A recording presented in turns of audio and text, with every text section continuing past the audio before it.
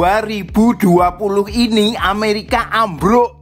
Demikian prediksi Johan Galtung 20 tahun lalu. Hitungan profesor bidang sosiologi yang pernah memprediksi kehancuran Uni Soviet ini rupanya menunjukkan tanda-tanda kebenaran. Sekarang negara pengkhotbah hak asasi manusia ini sedang dilanda rusuh besar karena persoalan rasial. Persoalan yang memang sudah lama dipendam bagaikan magma gunung berapi. Sekarang juga negara pengemban misi perdamaian dunia sehingga dijuluki polisi dunia ini sedang diambang perang besar melawan China yang memiliki banyak senjata canggih. Sekarang pula negara yang memiliki kampus kedokteran unggulan di dunia ini sedang kelimpungan menghadapi virus corona sehingga menempati deret pertama korban COVID-19. Ini belum termasuk masalah perang dagang, kesenjangan rakyat miskin dengan elit kaya raya, maupun krisis minyak yang videonya dapat dilihat di sini. Selain Galtung, National Intelligence Council atau NIC juga membuat prediksi untuk tahun 2020 ini. Analisis yang dibuat 14 tahun lalu itu menyatakan bahwa tahun ini bakal ada perubahan besar di dunia. Tahun 2020 ini rupanya menjadi perhatian para tokoh karena ditengarai menjadi titik balik dunia. 25 tahun silam, Presiden Soeharto juga mengingatkan bahaya jika membiarkan liberalisasi ekonomi. 2020 berarti 25 tahun berarti anak-anak remaja sekarang disiapkan benar-benar. Baik, mari kita kembali ke Galtung. Bentar. Selain Galtung yang akademisi, ada juga seniman cerdas yang telah mengekspresikan kehancuran negeri Paman Sam lewat lukisan berjudul Mendengar Irama Perubahan. Teguh Wiyatno, sang pelukis ini, dengan teknik cat air yang piawai memvisualkan patung Liberty yang delungsep ke tanah. Pelukis papan atas ini juga membuat bentuk Kolosium Romawi di latar belakang. Ini persis dengan Galtung yang menyamakan kehancuran Imperium Amerika dengan Imperium Romawi. Sudah, sekarang kita benar-benar ke Galtung.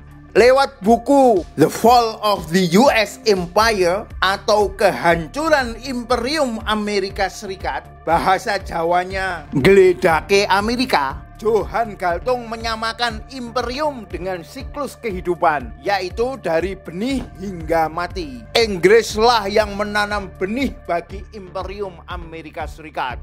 Orang-orang Indian, pribumi Amerika, dibantai, ditindas, diusir, bahkan dijajah hingga sekarang. Inilah penjajahan terlama. Agar terkesan bukan penjajah, orang Inggris yang ada di Amerika menyatakan kemerdekaan dari Inggris. Bayangkan, ini sama seperti ini. Jika Belanda yang menjajah Nusantara saat itu, lalu wong-wong Londo yang ada di sini menyatakan kemerdekaannya dari Belanda yang ada di Eropa.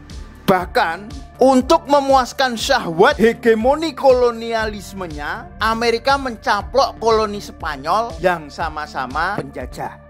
Hitung-hitungan Galtung bahwa Amerika sekarat tahun 2020 ini dibuat pada tahun 2000 atau 20 tahun lalu. Profesor yang memiliki kepakaran pada bidang perdamaian ini mengatakan, waktu itu keruntuhan Imperium Amerika saya katakan 25 tahun lagi. Tetapi saat George W. Bush yang fundamentalis dan bervisi sempit terpilih menjadi presiden, saya memotong atau mendiskon 5 tahun. Bush adalah akselerator keruntuhan Amerika. Ini dapat dilihat dari 3 perang yang disulut, yaitu perang melawan terorisme, perang melawan Afghanistan, dan perang Irak. Ini semua terjadi setelah Amerika keok di perang Korea tahun 1953 dan KO tahun 1975 di perang Vietnam. Dalam menganalisa, pria asal Norwegia ini memperhatikan dimensi ekonomi, militer, politik, dan kultural. Prediksi Galtung didasarkan pada berbagai kontradiksi yang terjadi di tubuh Amerika. Antara lain sebagai berikut. 1. Kontradiksi ekonomi. Terjadi lingkaran setan, yaitu overproduksi yang membawa kepada pengangguran dan penurunan permintaan maupun kelebihan pasokan yang menyebabkan banyak pengangguran. 2. Kontradiksi militer. Kontradiksi ini semakin gamblang pasca serangan 11 September 2001. Jumlah yang terbunuh dalam peristiwa itu jauh lebih sedikit dibandingkan dengan pembunuhan Amerika yang dilakukan sebagai respon atasnya. Amerika Serikat melakukan intervensi dan pembantaian di lebih dari 60 negara. 3. Kontradiksi politik. Amerika paling sering menggunakan hak veto di Dewan Keamanan dan mereka juga melakukan veto ekonomi secara de facto dengan menahan atau menarik dukungan terhadap program yang tidak sesuai dengan keinginan mereka. 4. Kontradiksi budaya. Amerika melihat dirinya sebagai pusat geobudaya bersama dengan Inggris, Perancis, dan Jerman. Bangsa lain hanya boleh tiru-tiru. 5. Kontradiksi sosial. Mimpi orang Amerika adalah kebanggaan diri. Sementara beban utang untuk generasi berikutnya telah menggunung. Oke Galtung, terima kasih atas ulasannya. Terus, jika Amerika ambruk, apa yang terjadi? Tentu saja, apa yang diperjuangkan Amerika akan menjadi barang usang yang dicampakkan. Lah apa itu? Dapat kita lihat pada Manifest Destiny. Manifest Destiny atau manifesto takdir adalah sebuah pernyataan yang menyebutkan bahwa bangsa Amerika telah ditakdirkan oleh Tuhan untuk menyebarkan demokrasi. Jadi bangsa Amerika punya gagasan suci untuk menyebarkan demokrasi ke seluruh penjuru dunia. Demokrasi inilah yang menjadi glorinya Amerika. Kalau Amerika tumbang, berarti dakwah demokrasi akan terhenti. Sebenarnya kabar buruk nasib demokrasi ini bukan hal baru.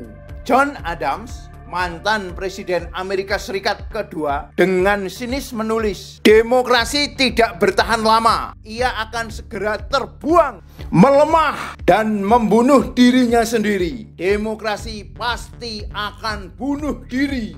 Itu kata John Adams. Bahkan demokrasi yang muncul di Yunani kuno juga dikritik habis-habisan oleh para filsuf unggulannya. Sokrates menyamakan pemerintahan demokrasi dengan kapal yang dikendalikan oleh sembarangan orang. Platon menyimpulkan bahwa satu-satunya hasil logis dari demokrasi adalah kekacauan dan tirani.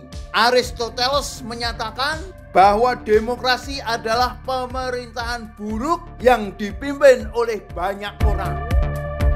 Lalu, kalau Amerika ambruk dan asongan demokrasi terhenti, sistem apa yang akan menggantikannya? Nah, silahkan rekan-rekan bisa berembuk di kolom komentar. Jika ingin inspirasi, mungkin rekan-rekan bisa menengok video saya yang berikut ini. Mari terus berkarya bersama saya, Denny J, konten kreator Painting Explorer Channel.